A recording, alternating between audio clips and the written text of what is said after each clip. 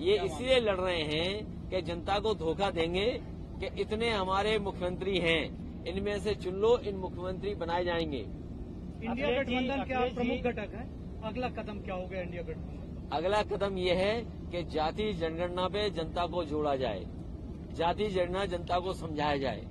और खुशी इस बात की है कि चमत्कार हो गया, इधर कांग्रेस पार्टी भी जाति जनगणना के पक्ष में आ गई।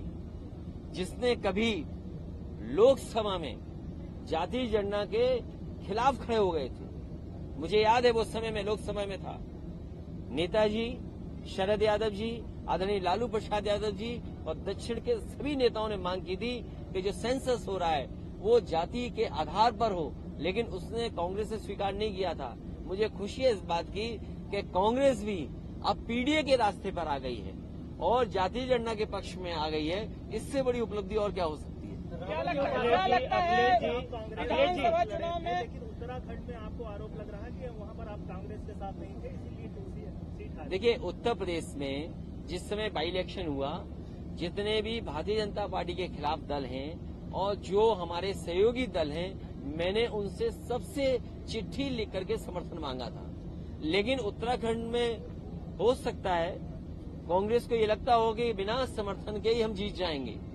उन्होंने किसी समाजवादी को नहीं पूछा और उसका परिणाम क्या हुआ? अगर समर्थन मांगा होता तो समाजवादियों ने समर्थन दिया होता, क्योंकि समाजवादी पार्टी वो दल है जो इंडिया को मजबूत करना चाहता है, इंडिया गठबंधन को मजबूत करना चाहता है। उत्तर प्रदेश में समाजवादी पार्टी बीजेपी को रोकेगी तो दिल्ली में बीजेपी रोकेगी। आज सबसे ज्यादा घबराहट बीजेपी को किसी से है तो समाजवादियों से है। अभी हाल में देखा नहीं है आपने, जब दिल्ली में G20 चल रहा था तो घोसी में कितनी बुरी हार हुई भारतीय जनता पार्टी के लोग। अब अपनी हार की वजह नहीं बता पा रहे हैं और कितना संसाधन जुटाया था, कितने नेताओं को जुटाया था, क्या भाषा इस्तेमाल नहीं हुई थी, लेकिन उसके बावजूद भी जनता ने समाजवादियों को चुना, पीडीए को चुना और उसका परिणाम ये है कि 50,000 हार हारी है भारतीय जनता पार्टी। इंडिया गठबंधन के बाद भारत, इंडिया का नाम भारत करने का एक सिगुपा छूटा। देखिए, ये बातें इसलिए हो रही हैं कि पहले नेताजी ने भी एक बार प्रस्ताव पास किया था विधानसभा में, उस समय बीजेपी के खिलाफ थी। जब नेताजी ने विधानसभा में ये प्रस्ताव रखा था उन परिस्थितियों के हिसाब से कि इंडिया का नाम भारत कर दिया है, उस समय बीजेपी ने खिलाफ थे, बीजेपी के लोग वॉकआउट करे थे हाउस में। आज इन्हें भारत क्यों याद आ गया? ये भारत याद करें या कुछ याद करें, इंडिया इस बार इनको हराएगा। मध्य प्रदेश में विधानसभा में आप गठबंधन करेंगे अभी विधानसभा चुनाव? नहीं, हमारा देखिए हम बहुत क्लियर हैं, हमें किसी से कोई क्लियरिटी का सवाल नहीं है। हमारी पार्टियां हैं यहाँ, हमारे विधायक थे, हमारी पार्टी को वोट मिलता है, जो हम अपनी पार्टी को एसेस कर रहे हैं, जो हमारी पार्टी के अच्छे कार्यकर्ता नेता हैं आकलन करेंगे और वो बात रखी जाएगी जो प्लेटफॉर्म है उस पर कि हमारी पार्टी के ये प्रत्याशी हैं, हम इनके पक्ष में आपसे मांग रहे हैं। क्योंकि आपको वहाँ भी कुछ मांगना है। अब ये बात अलग, कोई बड़ी साजिश हो रही हो तो बड़ी बात है।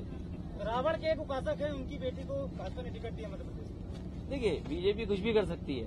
बीजेपी को ये बताना चाहिए आपको और सवाल पूछना चाहिए बीजेपी से, दिल्ली में नए लोकसभा में एक नया बिल लेकर के आए महिलाओं को आरक्षण देने के लिए, सीटों का आरक्षण मिलेगा उनको और नाम भी बड़ा अच्छा रखा उन्होंने।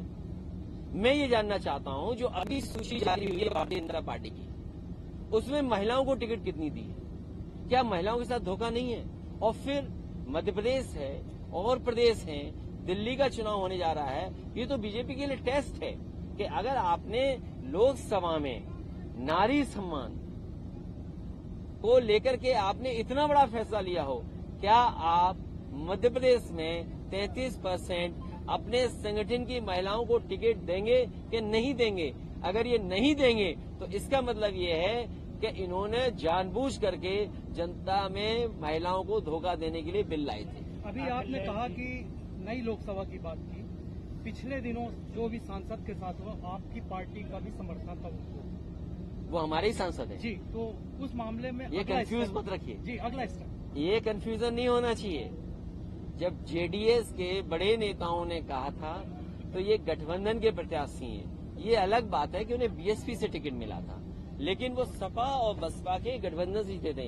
ये भारतीय जनता पार्टी की भाषा है, ये जानबूझ करके बुलवाते हैं और ऐसे से बुलवाते हैं और ऐसे प्लेटफॉर्म पे बुलवाते हैं जहां से देश में संदेश जाए। लेकिन लोकतंत्र में और जो मर्यादाएं हैं उसको लांघना नहीं चाहिए, चाहे भाषा से चाहे व्यवहार से। अपनी भाषा से व्यवहार से किसी को भी मर्यादा नहीं लांघनी चाहिए। और मैंने तो ये कहा कि उन्हें आजीवन बैन लगना चाहिए। कुछ लोगों को आपने देखा होगा हेट स्पीच में या किसी कानून के उसके अंदर उनकी सदस्यता चली जाती है, 5 साल की सदस्यता जाती है, 6 साल की सदस्यता जाती है। ये ऐसा काम किया है लोकतंत्र में जिसमें आजीवन इन पे पाबंदी लगनी चाहिए लड़ने की।